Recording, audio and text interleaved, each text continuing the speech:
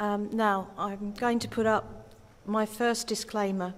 I'm not an ethicist, okay? So if you do have any questions, I'm more than happy to take the questions back.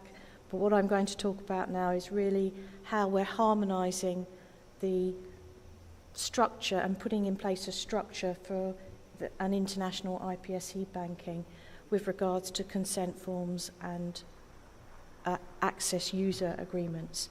So the overview that I'm going to give is really concentrated on the second point, the EBiSC, the governance designed for accessibility, take you through some of the consent deposition, access and use agreements, and then describe some of the challenges and strategies that we've actually put in place to really understand this very dynamic process. So IMI and EBiSC is really an opportunity to harmonise and bring together these very fragmented iPSC cell research and banking in US and Europe. And really we feel that it's an excellent time to consolidate and strengthen the EU's bioscience base to really avoid duplicating effort and to create this high-value iPSC resource that will be available to all. So the vision of EBiSC is really to bring together all of the knowledge, the cell lines, the expertise together in this one place and really build a world-class research-grade IPS line bank. We acknowledge that it's going to be derived from a diverse and special donor cohorts, but with, hopefully age-matched controls that will be of value to the researchers moving forward. And it needs to be accessible for research use and for anybody to use moving forward. We've touched on some of the donor awareness and protection and QC that we've put in place within EBiSC, and I'm going to describe some of the harmonised international standards and templates that we're actually generating. And just to reaffirm that we're moving forward, we anticipate this will be a sustainable and not-for-profit bank. So we have a number, if you come to us saying we would like you to assist us in making an IPS line, we do have a number of donor information and consent forms that have been generated to allow the thorough sort of basically agreements to be put in place to allow research use of the lines moving forward. There's a material deposit agreement, an AUA, an access and use agreement, an EAUA, and a participant access and use agreement, a PAUA. So there's a whole raft of forms, but we help you if you contact us to walk you through those particular steps. As an organisation, any line coming in has to be agreed through the consortia board to actually allow money to be directed towards that particular IPS line derivation. And there's another access committee, an ethics advisory board, which there are two of our scientific advisory board members actually present in the audience today. So it's actually a very cohesive group and consortia moving forward. So for the donor consent, the key features is that consent is vital.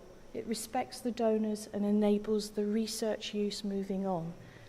It's a voluntary informed donation, so there's no money associated with it, and we actually generate the iPSC derivation with a limited participation and withdrawal capability moving forward.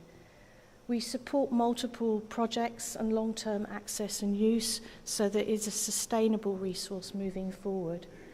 And we actually, there are multiple access agreements that can be put in place moving forward to actually utilise those cells. The consent, is actually, we have the ability of looking at DNA and genetic information, as Laura has actually described, but there are no immediate benefits, financial results or health associated with the donation. And we also ask that there's a recontact option present in the consent form. For the material transfer agreements, the key features is we're banking iPSC lines, not primary tissue, and we've really harmonised the deposit and use provisions throughout the consortia to minimise the barriers to accessing these cells. EBiSC provides the repository, the QC, as Glyn has outlined. The depositor retains ownership of the cell line, and the depositor is free to collaborate and use those cell lines that we generate in their research. There's no downstream IP or royalties on the research outcomes, as these cells can be sent to FPIR partners for commercial use, etc., with an agreement in place. So the MTAs for use, access and use agreement, the user license to use the banked lines for research use, no therapeutic use is stressed. The existing lines that come with encumbrances, the non-EBiSC consent and third party, these are actually the hot start lines that I described. They will be transparent in the user agreements associated that you can actually download from the information that Laura actually showed. The user pays for access, a not-for-profit fee structure, and EBiSC gets no IP rights or royalties associated with it. We have a standing access committee and an ethics advisory board, and we also have, sort of acknowledgement of the depositor. It's actually, we can put, as Laura showed, the publications associated and more information as it's generated. We minimise the user hurdles, and we've actually chosen lines that are sought by researchers that are consented appropriately and that are unencumbered. So what we're building is a sustainable economic model. We actually really value the ongoing contribution of participant resources and expertise, and we understand the interests and motivations to facilitate tissue donations and deposition, and we're really engaging with networks of individuals in these disease areas. But what we really want is feedback and make this a living document to actually change it, the consent and the MTA frameworks, to suit the researchers with the maturation of the EBiSC project. So the challenges that we faced are really the internal coordination, the public-private partnerships, the harmonisation, and this has actually been quite an uphill struggle, as shown by the sort of cartoon here. We now have established a broad consent policy and ethical, legal plurality. We have an implementation policy, so showing the provenance of existing lines, and we have really engaged with multiple stakeholders with very diverse interests. We understand to some extent the property and the IP, who owns the cells, so we have that very clearly stated. And it's only for research use, the donors, depositors and users that are interested in these lines.